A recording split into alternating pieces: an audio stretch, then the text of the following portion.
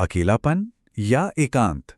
अक्सर ये डर महसूस होता है ना, कि कहीं अकेले ना रह जाएं, या ये एहसास कि दोस्तों और साथियों के बिना तो जैसे जिंदगी ही अधूरी है। लेकिन क्या हो अगर यही अकेलापन, यही एहसास हमारी सबसे बड़ी ताकत बन जाए? चलिए, आज इसी को समझने की कोशिश करते हैं। हाँ, ये सवाल ना कई बार मन में एक खालीपन सा ले आता है।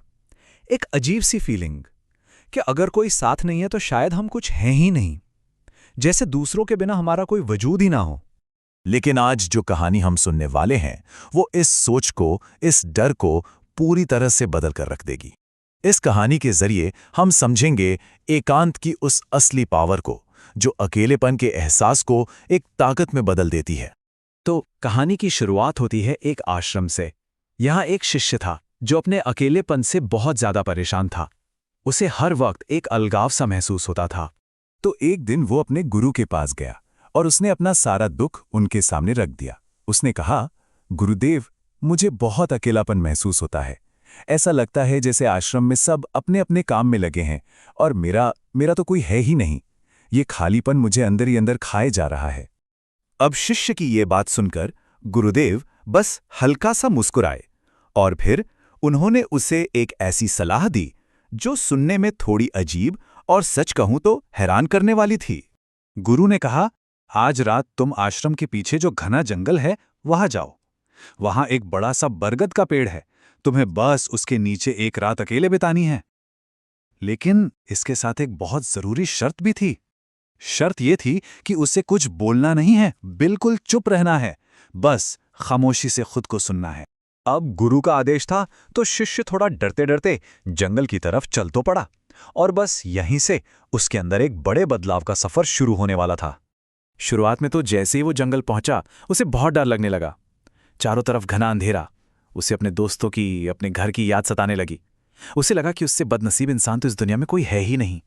और जैसे जैसे रात गहरी होती गई, जंगल का वो सन्नाटा, वो खामोशी उसे और भी ज्यादा चुभने लगी।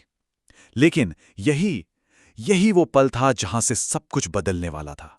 धीरे धीरे उसका रोना बंद हुआ, उसका मन शांत होने लगा, और जैसे ही बाहर का शोर शांत हुआ ना, उसे पहली बार अपने अंदर की आवाजें सुनाई देने लगी। हवा की सरसराहट, पत्तों की खनक, और सबसे जरूरी, अपनी ही सांसों की लय। और बस उसी पल उसे एक अद्भुत एहसास हुआ।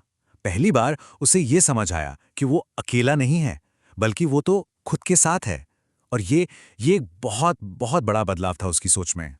अगली सुबह जब वो शिष्य जंगल से वापस आश्रम लौटा, तो वो अब पहले जैसा नहीं था। वो पूरी तरह से बदल चुका था। उसके चेहरे पर, उसके हाव भाव में एक अजीब सी शांति थी। हाँ, उसके चेहरे पर उदासी का नामो निशान नहीं था, बल्कि उसकी जगह एक अनोखा तेज था। एक ऐसी चमक थी जो अंदर की शांति और ताकत से ही आ सकती है। उसने सीधे जाकर गुरुदेव के पैर छुए और कहा, गुरुदेव, मुझे मेरा सबसे अच्छा दोस्त मिल गया। गुरु ने पूछा, कौन? शिष्य ने अपने सीने पर हाथ रखा और जवाब दिया, मैं खुद। और बस शिष्य के इसी जवाब पर गुरुदेव ने जो बात समझाई, वो इस पूरी कहानी का, इस पूरी सीख का सार है।